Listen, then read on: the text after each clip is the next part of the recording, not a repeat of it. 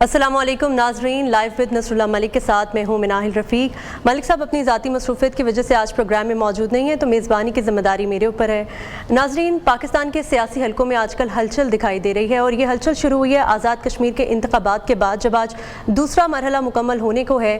اور حیرت انگیز بات یہ ہے کہ یہ لڑائی کسی اپوزیشن اور حکومت کے درمیان نہیں ہو رہی ہے، بلکہ حکومت کے ہی دو حلقوں کے درمیان یہ لڑائی ہو رہی ہے، نون لیگ اور پیپلز پارٹی کے درمیان، جہاں پر پیپلز پارٹی نے نون لیگ پر سنگین دھاندلی کے الزامات عائد کیے ہیں، اور دوسری جانب پی ٹی آئی کی جانب سے ایک اور سیاسی پاور شو اور 5 اگست کو جلسے کی کال دے دی گئی ہے۔ تو اسی پر آج بات کریں گے۔ ہمارے ساتھ موجود ہیں سینئر تجزیہ کار Hammad Hassan sahab, senior anchor person Asad Ullah Khan sahab نے ہمیں جوائن کیا ہے، اور senior anchor person Salman Haider sahab ہمارے ساتھ موجود ہیں۔ حماد صاحب، آپ کی جانب آؤں گی، آپ کیا سمجھتے ہیں پیپلز پارٹی کی جانب سے جو الزام تراشیاں کی جا رہی ہیں نون لیگ کے اوپر، کیا یہ صرف سیاسی پوائنٹ سکورنگ ہے یا پھر اس کے پیچھے واقعی کوئی دھاندلی ہے اور اس طریقے سے حکومت میں آنا چاہ رہی ہے نون لیگ آزاد کشمیر میں؟ بہت شکریہ۔ دیکھیں، اگر وہ مسلم لیگ نون پہ الزام لگا رہے ہیں دھاندلی کا، تو پھر اسی کو لے کے جی بی میں پی ٹی آئی والے بھی الزام لگا رہے ہیں دھاندلی کا۔ پھر خیبر پختونخوا میں پی ٹی آئی جیسی جماعت کو ہیوی مینڈیٹ ملا ہے، مولانا فضل الرحمان اور ایمل ولی بھی الزام لگا رہے ہیں۔ پھر پنجاب میں نواز شریف کو مینڈیٹ ملا تھا تو پی ٹی آئی والے الزام لگا رہے ہیں۔ اسی طرح سندھ کے اندر قوم پرست اور ایم کیو ایم اور دوسرے لوگ جو ہیں وہ بھی الزام لگا رہے ہیں۔ لیکن آپ مجھے بتائیں کہ کون سا الیکشن ہمارا ہوا ہے جس میں ریگنگ کے الزامات نہیں لگے؟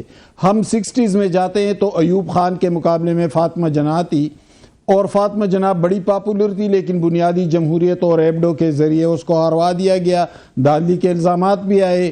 70 میں جو الیکشن ہوا، جس نے جیتا اس کو جیل میں ڈالا، جس نے نہیں جیتا وہ پرائم منسٹر بنا۔ پھر 77 میں بھٹو صاحب الیکشن جیتتے ہیں تو قومی اتحاد بنتا ہے، وہ لوگ سڑکوں روڈوں پہ نکل آتے ہیں۔ 85 میں غیر جماعتی الیکشن ہوتا ہے۔ 88 میں بے نظیر بھٹو اقتدار میں آتی ہے، اس کے سامنے آئی جے آئی کھڑی کی جاتی ہے تاکہ زیادہ آگے نہ بڑھے۔ 90 میں بے نظیر بھٹو ریگنگ کا الزام لگاتی ہے۔ آتے آتے سلسلہ 2018 کے آر ٹی ایس تک آتا ہے اور پھر 2024 کے فارم 47 تک آتا ہے۔ دیکھیں، یہ تو جو ہمارا نظام اتنا کمزور ہے، ہمارا الیکٹرل نظام اتنا کمزور ہے کہ جو بھی الیکشن ہوگا اس میں دھاندلی کے الزامات لگیں گے۔ ضروری نہیں کہ دھاندلی ہوئی ہو، لیکن جب آپ کا نظام اتنا کمزور ہے تو پھر اتنا زیادہ اس کے اندر سپیس رہ جاتا ہے، ایک ویکیوم رہ جاتا ہے، اور وہی دوسری جماعتوں کے تحفظات کا سبب بنتا ہے۔ تو بلاول بھٹو یقیناً الزامات لگا رہے ہیں، لیکن بلاول بھٹو جن کو فارم 47 والے کہہ رہے ہیں، اسی فارم 47 سے ان کے والد پریزیڈنٹ نہیں بنے تھے، اسی فارم 47 سے چیئرمین سینٹ یوسف رضا گیلانی ان کے جماعت کے نہیں بنے تھے۔ تو جو بات کر رہے ہیں اس بات کی بنیاد کوئی خاص نہیں ہے۔ البتہ سیاسی طور پر زندہ رہنے کے لیے وہ اس طرح کی بات کرتے ہیں، لیکن عمومی طور پر دیکھا جائے پنجاب، خیبر پختونخوا، کشمیر، یہاں پر ان کی مقبولیت ہے کتنی؟ یہاں پر تو ایک بڑی مقبولیت عمران خان کی ہے، کسی حد تک نواز شریف کی ہے، دوسری جماعتوں کی پختونخوا میں جمعیت العلماء اسلام ہے اور این پی جیسی جماعتوں کی کچھ مقبولیت بچی ہے، تو پیپلز پارٹی کی تو کوئی مقبولیت ہے بھی نہیں۔ اگر 13 میں سے ان کو 4 سیٹیں ملی ہیں تو یہ غنیمت ہے، ورنہ مقبولیت تو کوئی نہیں رہی۔ اور مقبولیت رہے کیوں؟ مسلم لیگ نون اور پیپلز پارٹی کی حکومتیں دونوں کی کارکردگی عوام کے سامنے کون سا ڈیلیور کیا ہے انہوں نے؟ مہنگائی کو دیکھ لیں، معیشت کی بربادی کو دیکھ لیں، امن و امان کی صورتحال کو دیکھ لیں، پختونخوا، بلوچستان اور کشمیر میں دیکھ لیں، تو کوئی ڈیلیوری نہیں ہے، کوئی پرفارمنس نہیں ہے۔ تو بھائی لوگ آپ کو ووٹ کیوں دے؟ لیکن اس لیے دے رہے ہیں کہ درمیان میں اور کوئی جماعت تھی نہیں۔ صحیح۔ ہمارے ساتھ ساتھ ہی رہے گا۔ اسد اللہ خان صاحب کی جانب میں آؤں گی۔ اسد اللہ خان صاحب، تاثر یہ دیا جا رہا تھا کہ پیپلز پارٹی کی حکومت بنے گی آزاد کشمیر میں، لیکن اب جب انتخابات ہوئے ہیں تو نظر یہ آ رہا ہے کہ شاید نون لیگ کی حکومت یہاں پر بن جائے، اور یہاں پر ہم نے دیکھا کہ پیپلز پارٹی نے پھر دھاندلی کے الزامات بھی لگانا شروع کر دیے، انہیں الٹرا فارم 47 کی جو ہے الیکشنز کہنا شروع کر دیا ہے، جبکہ اسی فارم 47 حکومت جس کو وہ کہہ رہے ہیں وفاق میں انہی کے ساتھ وہ آئینی عہدے لے کر بھی بیٹھے ہوئے ہیں۔ دیکھیں، حماد صاحب ابھی کہہ رہے تھے کہ نظام کمزور ہو چکا ہے۔ میں یہ کہوں گا کہ نظام کولیپس کر چکا ہے، اور میں نہیں کہہ رہا، یہ تو محسن نقوی صاحب کہہ رہے ہیں۔ اور محسن نقوی سے زیادہ اہم بات کس کی ہوگی؟ وہ کہتے ہیں کہ نظام کولیپس کر چکا ہے، اور جو نظام کولیپس کیا ہے الیکشن کمیشن اسی نظام کا حصہ ہے، اور اگر نظام کولیپس کر گیا ہے تو پھر الیکشن کمیشن بھی تو کولیپس کر گیا ہے نا. آپ مانیں 8 فروری 2024 کے انتخابات، اس کے بعد ہونے والے تمام انتخابات، اور اس سے پہلے بھی جو انتخابات ہوئے ہیں وہ بھی کبھی آئیڈیل نہیں رہے، لیکن اب تو پچھلے کچھ عرصے کی کارکردگی کو دیکھتے ہوئے یا اداروں کی صورتحال کو دیکھتے ہوئے محسن نقوی صاحب نے یہ کہا ہے نا کہ نظام کولیپس کر چکا ہے، جس کو D G I S P R نے کئی حوالوں سے انڈورس کیا. اگرچہ انہوں نے یہ جملہ تو نہیں کہا، لیکن انہوں نے کچھ حوالوں سے اس کو انڈورس کیا کہ ہاں گڈ گورننس کا بڑا مسئلہ ہے، گورننس ٹھیک نہیں ہے. گورننس ٹھیک نہ ہونے کا مطلب بھی تو یہ ہے کہ نظام کام نہیں کر رہا. بات تو وہی کر رہے ہیں D J S P are بھی. تو اس سے ہمارے پاس تو اس میں بحث کرنے کی کوئی گنجائش ہی نہیں ہے کہ یہ نظام موجود ہے. یہ نظام جب کولیپس کر گیا ہے، تباہ ہو گیا ہے، اس کا مطلب یہ ایگزسٹ نہیں کرتا. تو جب ایگزسٹ نہیں کرتا تو اسی نظام کے تحت پھر الیکشن کیسے ہو رہے ہیں؟ پی ٹی آئی کا جو مطالبہ ہے وہ درست ہے کہ بھائی پہلے الیکشن کمیشن کے آزاد کشمیر کے جو مسائل ہیں اس کو حل کریں. آزاد کشمیر جل رہا ہے، وہاں پر اگرچہ 3 دن سے یہ محسن نقوی صاحب کی اور D J S P are کی گفتگو، پریس کانفرنس، اس پر ساری بحثیں ہو رہی ہیں. اس کا مطلب ہرگز یہ نہیں ہے کہ آزاد کشمیر کے حالات ٹھیک ہو گئے ہیں. آزاد کشمیر میں وہ بے چینی موجود ہے، وہ لوگوں کے شکوے موجود ہیں، لوگ سڑکوں پر ہیں، بازار دکانیں بند ہیں. وہ پرابلم وہاں پر ویسے کا ویسے ایگزسٹ کر رہا ہے. پہلے وہ مسائل حل کریں تاکہ ایک سسٹم چلتا ہوا وہاں کسی نہ کسی شکل میں نظر تو آنے لگے. اور جب وہاں پر سسٹم نظر آنے لگے گا، چیزیں ٹھیک ہوں گی، جو لوگوں کے گریونسز ہیں اس کو ایڈریس کیا جائے گا، اس کے بعد الیکشن کی بات ہوگی. یہ جو آج الیکشن ہو رہے ہیں یہ تو 8 فروری 2024 کے پاکستان میں ہونے والے الیکشن سے بھی زیادہ کمزور اور خراب الیکشنز ہیں. ان الیکشنز کو کون مانے گا؟ اب لڑائی نون لیگ اور پیپلز پارٹی کے درمیان ہو رہی ہے، جس کا آپ ذکر کر رہے ہیں. آپ نے کہا کہ تاثر یہ دیا گیا ہے تھا کہ پیپلز پارٹی آزاد کشمیر جیت جائے گی. تاثر تو یہ بھی دیا گیا تھا کہ گلگت پیپلز پارٹی کے، اور نون لیگ جو ہے وہ کشمیر نون لیگ کا تاثر تو یہ بھی دیا گیا تھا. لیکن پیپلز پارٹی جس راستے پر چل پڑی ہے اور جس طرح سے ریاکٹ کر رہی ہے، اگرچہ نون لیگ بھی اسی طرح سے ریاکٹ کر رہی ہے محسن نقوی صاحب کی بات کو، رانا ثناء اللہ نے بھی ویسے ہی ریاکٹ کیا ہے جیسے مراد علی شاہ نے ریاکٹ کیا ہے. دونوں سیاسی جماعتیں اس معاملے پر ایک پیج پر دکھائی دیتی ہیں، اور جو جماعتیں ریاکٹ کر رہی ہیں وہ جانتی ہیں کہ وہ محسن نقوی صاحب کو ریاکٹ نہیں کر رہی، وہ محسن نقوی صاحب کی پارٹی کو ریاکٹ کر رہی ہیں. تو اس صورتحال میں میرا خیال ہے کہ چیزوں کو پہلے نارملائز کرنے، سسٹم کو ریسیٹ کرنے کی ضرورت ہے. آزاد کشمیر کی میں الیکشن ہو رہے ہیں نا، آزاد کشمیر کی حد تک سسٹم کو ریسیٹ کریں، اس کے بعد الیکشن کرائیں. جب سسٹم بھی کولیپس کر گیا ہے تو اس کے تحت ہونے والے الیکشن کی کیا حیثیت ہوگی؟ تو میرا یہ خیال ہے کہ یہ جو الیکشن ہو رہے ہیں اس کے بعد آزاد کشمیر میں بے چینی کو ایڈریس نہیں کیا جا سکے گا، یہ بے چینی برقرار رہے گی. اس لیے یہ الیکشن کا ہونا یا نہ ہونا بے معنی دکھائی دیتا ہے. جی سلمان حیدر صاحب، آپ کی جانب آؤں گی. یہ پیپلز پارٹی کی جانب سے یہ بھی کہا جا رہا تھا کہ الیکشنز کے بعد جو ہے ہم تب حالات نارملائز کر دیں گے. بلاول بھٹو کی جانب سے بھی ہم نے ایسے بیانات سنے جہاں پر وہ بات کر رہے تھے حق کی اور کشمیریوں کے حق کی خاص طور پر. اور اب جب الیکشن ہارتے ہوئے نظر آ رہے ہیں تو ایسا لگ رہا ہے کہ وہ مانیں گے نہیں جو بھی انتخابی نتائج ہوں گے. بڑی پارٹیاں انتخابی نتائج کے پیچھے لڑ رہی ہیں، اور جیسا کہ بھی بات کی اسد اللہ صاحب نے کہ سسٹم کو ریسیٹ کی ضرورت ہے وہاں پر. جی آف کورس میں اسد اللہ کی بات سے 100% ایگری کرتا ہوں کہ ریسیٹ کی ضرورت ہے. رہی بات بلاول صاحب کے الزامات کی جو وہ کہہ رہے تھے، خیر 10-11 مہینے سے ان کی حکومت ہے، آزاد کشمیر کے امن و امان کے حوالے سے وہ ایک پائے کا بھی کچھ نہیں کر سکے. اور موجودہ الیکشن کے دوران جس طریقے سے کمپین رن کی گئی اور لا اینڈ آرڈر کی جو سچویشن رہی، ایون راٹھور صاحب جو ہیں وزیر اعظم اور پیپلز پارٹی کی طرف سے ہیں آزاد کشمیر کے، وہ بھی بڑے بے کس و لاچار نظر آئے. وہ بھی ایک ٹویٹس کر کے بتاتے ہیں کہ جی فلانی جگہ پہ دھاندلی ہو رہی تھی، ہمارے ساتھ زد و کوب کیا گیا. تو ریٹ کا اندازہ تو آپ اس سے اندازہ لگا لیں کہ پیپلز پارٹی اس وقت حکومت رکھ کے اس وقت آزاد کشمیر کے اندر اپنی کیا ریٹ رکھتی ہے، اور اس الیکشن کے نتائج آنے کے بعد وہ اپنے وعدوں کو وفا کس طریقے سے کرے گی. ادھر سر بات کر رہے تھے کہ پیپلز پارٹی کی کوئی کارکردگی نہیں ہے جس کی بنا پر ان کو ووٹ نہیں ملا. تو کارکردگی مجھے تھوڑا ذرا گلگت بلتستان کے حوالے سے بھی بتا دیں کہ پیپلز پارٹی کی کوئی کارکردگی گلگت بلتستان کے اندر رجسٹرڈ ہے. میں خود اس الیکشن کو کور کرنے کے لیے موجود تھا، اور آن گراؤنڈ ریئلٹیز کچھ اور ہوتی ہیں، میڈیا کے سامنے بیانیاں بنانا کچھ اور ہوتا ہے.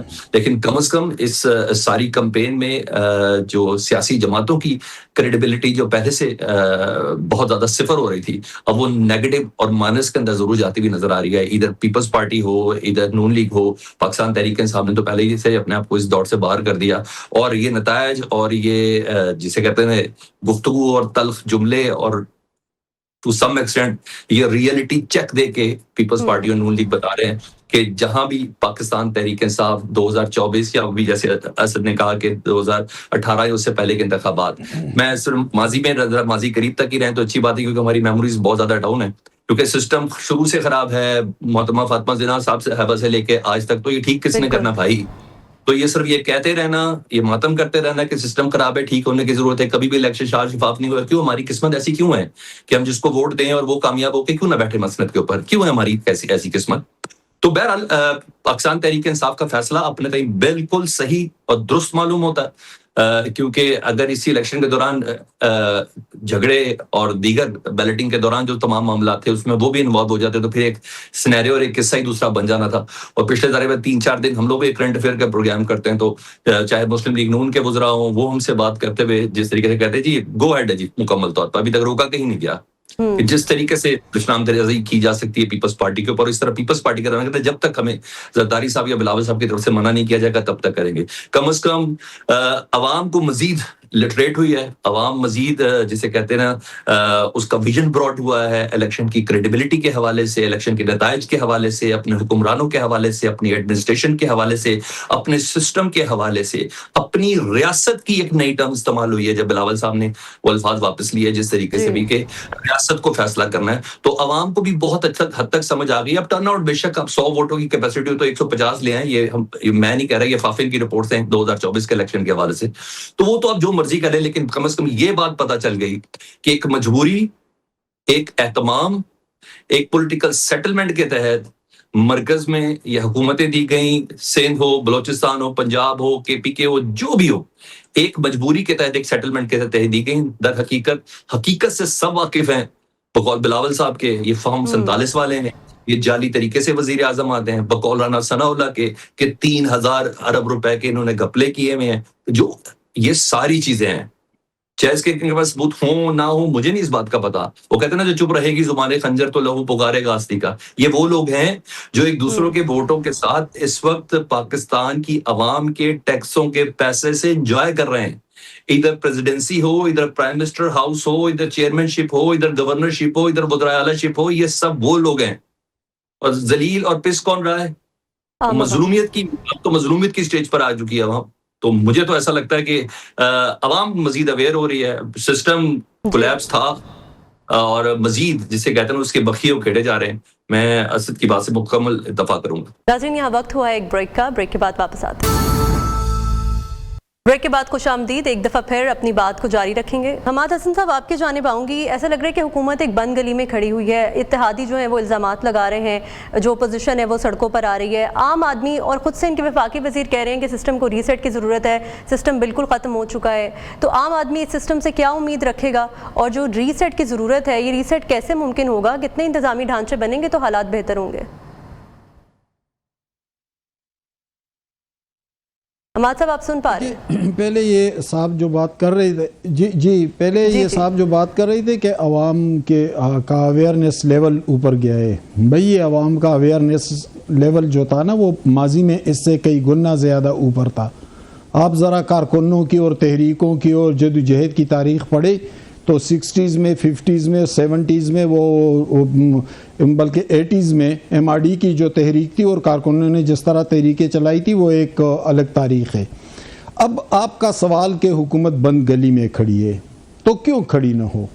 یعنی پہلے زمانے میں ماشاء اللہ لگتا تھا، ماشاء اللہ کے خلاف جمہوری جدوجہد ہوتی تھی اور بڑی تگڑی تحریکیں چلی، یعنی فاطمہ جناح اس زمانے میں پی ڈی ایم بنی تھی، اس پی ڈی ایم میں فاطمہ جناح کے ساتھ ولی خان بھی تھے، اس میں مفتی محمود صاحب بھی تھے، اس میں جماعت اسلامی کے ابوالعلا مودودی صاحب بھی تھے، نوابزادہ نصر اللہ خان بھی تھے، بڑے بڑے لیڈرز تھے، اور انہوں نے ماشاء اللہ کو بہت پیچھے دھکیل دیا تھا۔ پھر بھٹو صاحب کی حکومت آئی تو باوجود اس کے کہ وہ ایک سویلین حکومت تھی لیکن اس پر غلبہ تھا جبر کا، اور ایف ایس ایف اور ان کی جو کاروائیاں تھی، بلکہ حیدرآباد ٹریبونل میں پوری نیب قیادت کو حیدرآباد جیل میں ڈال دیا تھا، چودھری ظہور الہی کے ساتھ کیا کچھ ہوتا رہا، تو وہ ایک الگ تاریخ تھی، لیکن جو مخالف جماعتیں تھیں وہ ان کے سامنے کھڑی رہی۔ پھر 80s میں ضیاء کا ماشاء اللہ آتا ہے تو ایم آر ڈی کی شکل میں تمام جمہوری قوتیں ان کے مقابل کھڑی ہو جاتے، یہ ایک تسلسل ہے۔ لیکن اب کیا ہے؟ اب ہے تو جمہوریت، لیکن وہ جمہوریت کتنی توانا ہے، ان کے پاس کتنا اختیار ہے؟ یعنی جمہوری حکومت ہوتے ہوئے عمران خان جیل میں ہیں، جمہوری حکومت ہوتے ہوئے کارکنوں پر، سینکڑوں ہزاروں کارکنوں پر مقدمات ہے، جمہوری حکومت ہوتے ہوئے پنجاب پی ٹی آئی قیادت ساری کی ساری جیلوں میں ہے، یاسمین راشدہ صاحبہ بہت شدید بیمار ہے، اس کے باوجود جیلوں میں ہے، جمہوریت ہوتے ہوئے عدالتوں کی جو کارکردگی ہے، جو ہمارے سامنے جو کچھ ہو رہا ہے، تو اب لوگ اس پر حیران ہیں کہ بھئی اگر جمہوریت ہے تو پھر ہم جدوجہد کس کے خلاف کریں؟ ہائیبرڈ نظام ایک نیا متعارف کردہ نظام ہے گزشتہ 7-8 سال سے، بالکل اس میں سے عمران خان کی حکومت بھی گزری، موجودہ والے بھی گزر رہے ہیں، لیکن سیاسی بیانیے کہاں ہے؟ یعنی نواز شریف صاحب جب معزول کر دیے گئے، انہوں نے کہا کہ میں وہ پرانا نواز شریف نہیں، انقلابی نواز شریف ہوں، اور وہ جی ٹی روڈ پر نکلے تھے، عوام کا جب میں غفیر بھی نکل آیا تھا، اور انہوں نے کہا ووٹ کو عزت دو، سول سپرمیسی، آئین کی بالادستی، کدھر ہے وہ سب چیزیں؟ یعنی محسن نقوی جو اس حکومت کے وزیر داخلہ ہے، انہوں نے کبھی یونین کونسل کا الیکشن بھی نہیں لڑا ہے، لیکن وہ ایک بیان دیتے ہیں، نظام پر عدم اعتماد کرتے ہیں، اس نظام پہ عدم اعتماد کرتے ہیں جس نے ایک غیر سیاسی آدمی کو سب سے طاقتور سیاسی منصب پر فائز کر دیا ہے۔ وہ وزیر خارجہ بھی ہیں، وہ سی ڈی اے کو بھی چلاتے ہیں، وہ وزارت داخلہ، اور ان کی وزارت داخلہ پختونخوا، بلوچستان اور کشمیر ہمارے سامنے۔ تو بھائی ایک کنفیوژن ہے، یا یہ سیاسی انارکی نہیں بلکہ پولیٹیکل کنفیوژن سے ہم گزر رہے ہیں کہ ہم کس طرف کھڑے ہیں۔ آیا اس ملک میں جمہوریت ہے بھی یا نہیں؟ اگر ہے تو پھر جمہوری اقدار کہاں ہیں، پھر جمہوری روایات کہاں ہیں، پھر پرائم منسٹر، کابینہ اور پارلیمنٹ کے اختیارات کہاں ہیں؟ تو ہم تو ایک اندھیرے میں کھڑے ہیں، اور پہلے زمانے میں تو آمریتوں کے خلاف جدوجہد ہوتی ہے، اب تو ہم حیران ہیں کہ ہم کس کے خلاف جدوجہد کریں؟ اگر پارلیمنٹ قائم ہے، پرائم منسٹر ہاؤس ہے، کابینہ موجود ہے، تو پھر ان کے اختیارات کہاں ہیں؟ کیا اب ہم ان کے اختیارات کے لیے جدوجہد کریں یا سیاسی جدوجہد کریں؟ تو اس پہ ایک کنفیوژن ہے، انارکی سے زیادہ پولیٹیکل کنفیوژن ہے اس ملک میں۔ اسد اللہ خان صاحب، آپ نے حماد صاحب کی بات سنی اور ان کے سوالات اپنی جگہ بالکل بجا ہیں، ایک پولیٹیکل کنفیوژن سی نظر آ رہی ہے، اور ہم نے دیکھا کہ نثار کھوڑو نے بیان دیا کہ محسن نقوی نے پہلے صدر زرداری سے ملاقات کی، اس کے بعد انہوں نے یہ متنازع بیان جو ہے وہ دے دیا جو اب متنازع بن چکا ہے۔ آپ کیا سمجھتے ہیں یہ جو ملاقات ہوئی ہوگی، اس میں ایسی کیا بات ہوئی ہوگی جس کے بعد یہ فیصلہ کیا گیا کہ جی سسٹم ٹھیک نہیں ہے اور اس کو اب ریسیٹ کی ضرورت ہے؟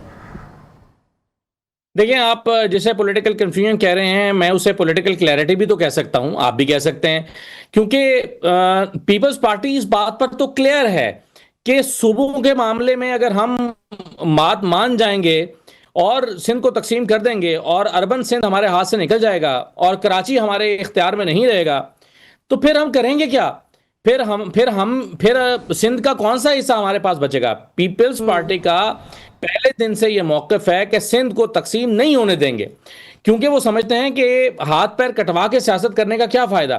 تو میرا خیال ہے کہ اس حد تک تو پیپلز پارٹی کے ہاں کوئی کنفیوژن ہے ہی نہیں۔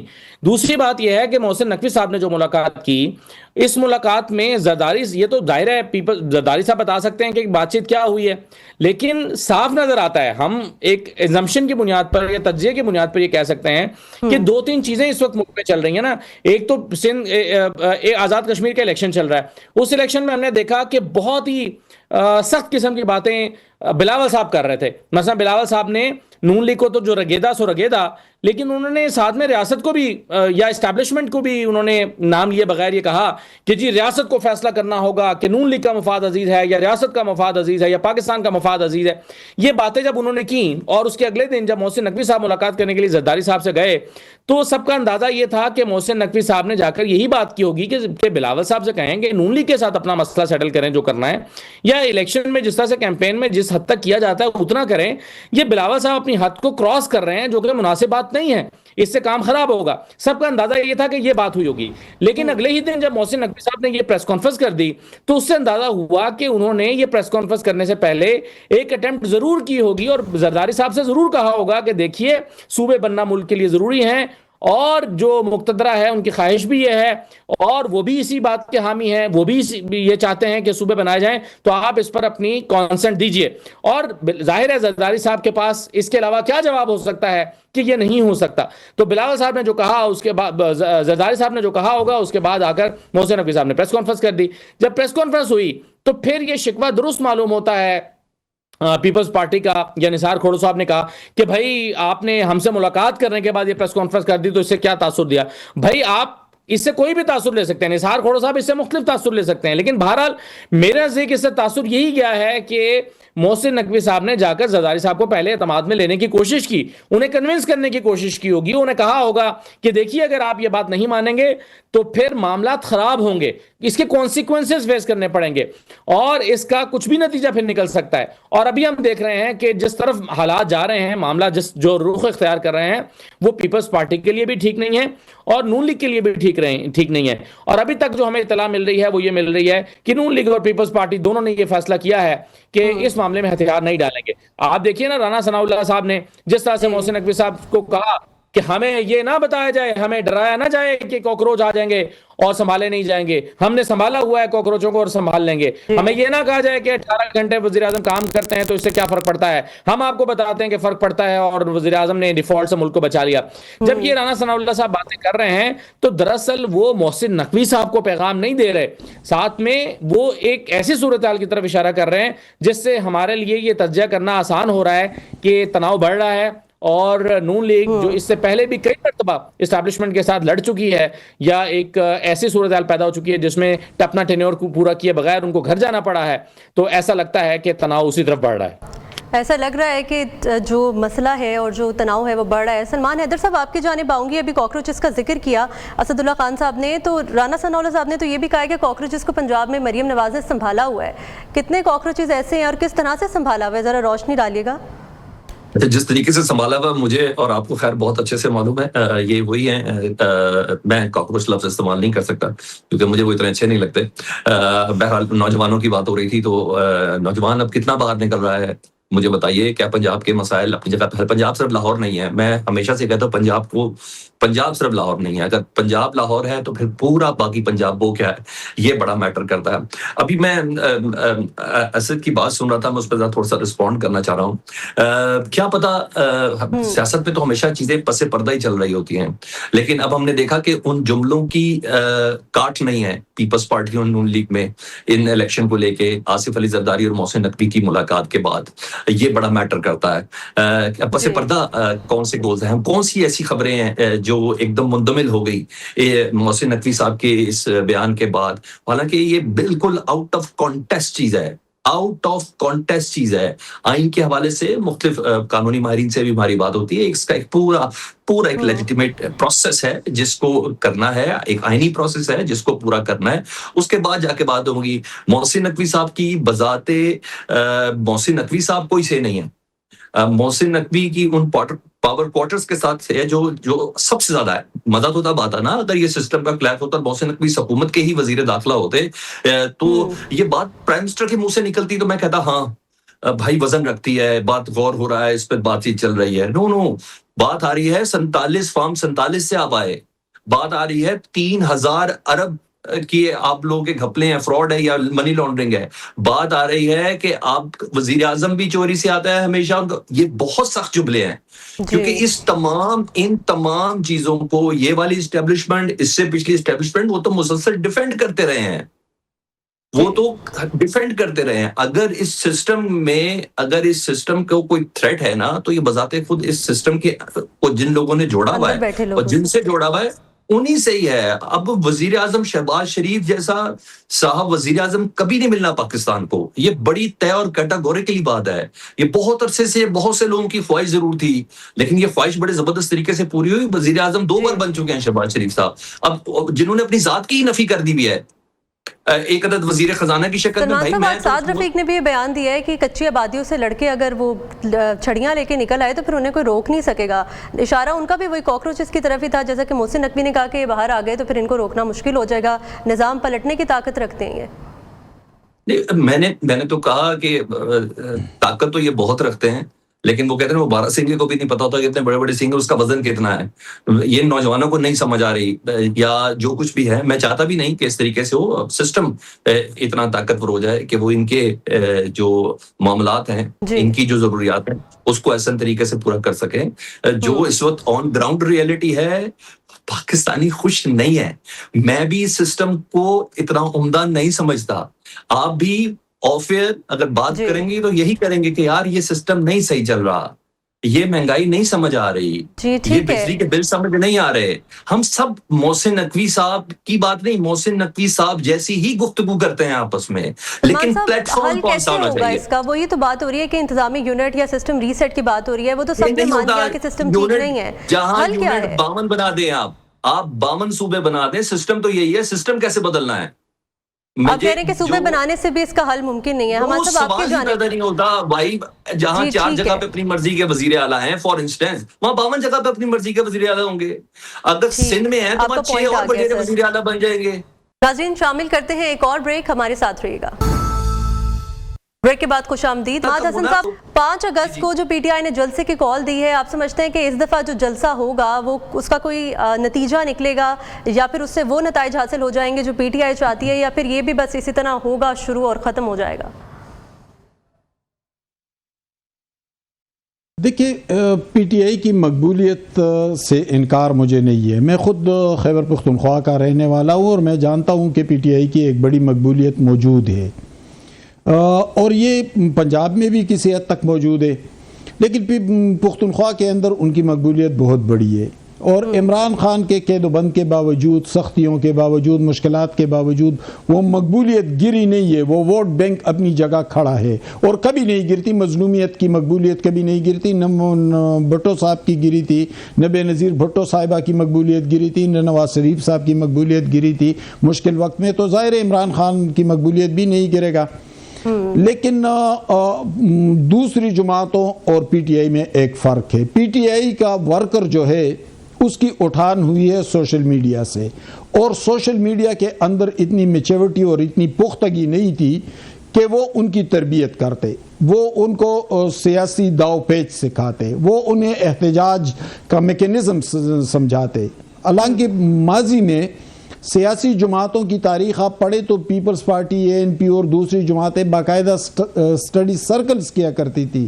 وہ اپنے کارکنوں کی ٹریننگ کرتے تھے, تربیت کرتے تھے, انہیں نظریاتی طور پر تیار کرتے تھے, اور پھر جب وقت آتا اور احتجاج کے لیے, تحریکوں کے لیے کارکن نکل آتے تو کارکنوں کا حوصلہ دیکھنے کے قابل ہوتا.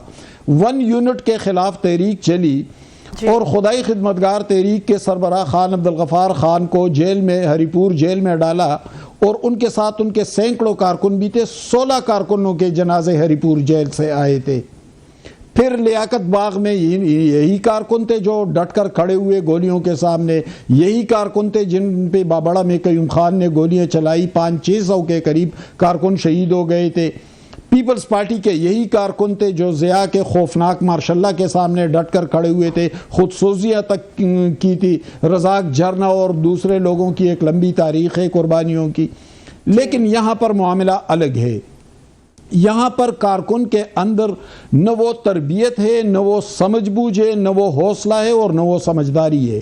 اب وہ سوشل میڈیا پر تو کارکن ہے, لیکن جب بس ایک تحریک شروع ہوگی اور ختم ہو جائے گی.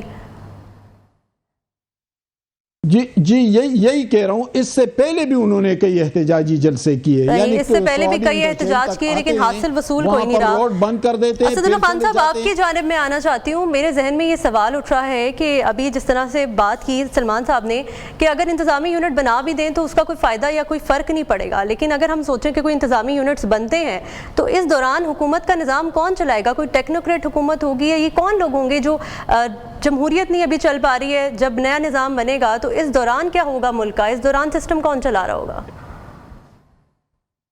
دیکھیے, پہلی بات تو یہ ہے کہ میں اس بات سے اتفاق نہیں کرتا کہ پاکستان تحریک انصاف کے کارکنان اپنے امتحان میں ناکام رہے ہیں. پاکستان تحریک انصاف کے کارکنان نے کسی بھی سیاسی جماعت کے کارکنوں سے بڑھ کر قربانیاں بھی دی ہیں, جد و جہد بھی کی ہے, اپنے حقوق کے لیے کھڑے بھی ہوئے ہیں, وہ نکلے بھی ہیں, وہ جب ان کو کال کیا گیا نکلے ہیں. لیکن جب گولی ہی چلا دی جائے تو آپ سوچئے نا کہ کیا آپشن باقی رہ جاتا ہے؟ کیا گولیوں کے آگے پھر کھڑے ہو جائیں؟ 14 لوگوں نے اپنی جانیں دیں تو کیا 150 مارے جاتے ہیں؟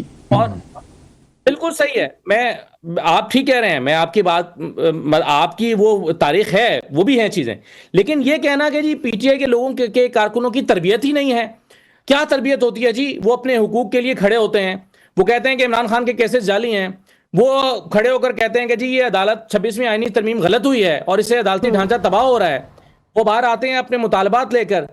تو آپ دیکھیں نا کہ پنجاب میں خاص طور پر نہ صرف کارکنوں کو، ان کی فیملیز کو، ان کی بہنوں کے گھر میں چھاپے، ان کے بہنوئیوں کو اٹھا لیا گیا، کاروبار تباہ کر دیے گئے، دہشت گردی کے مقدمات بنا دیے گئے. اب کیا کریں کارکنان؟ اب دیکھیں نا کسی چیز کی کوئی حد ہوتی ہے. اور میں اس بات کا بلیور ہوں کہ غصہ جمع ہو رہا ہوتا ہے. سعد رفیق بالکل ٹھیک کہہ رہے ہیں کہ غصہ جمع ہوتا رہتا ہے. آج ایک کارکن جو بے بس ہے وہ کل کو کاکروچ بن کے نکلے گا. وہ جب دیکھے گا کہ آپ مجھے آج ماحول سازگار ملا ہے، وہ اس دھارے میں نکلے گا، شامل ہو جائے گا اور وہ غصے کا اظہار کرے گا جب اس کو موقع ملے گا. آج وہ اپنے غصے کو دبا کے بیٹھا ہوا ہے. یہ جو دعویٰ کیا ہے نا رانا ثناء اللہ صاحب نے کہ ہم نے کاکروچز کو سنبھالا ہوا ہے، یہ سنبھالا نہیں ہوا، یہ آپ نے صرف دبا کے رکھا ہوا ہے.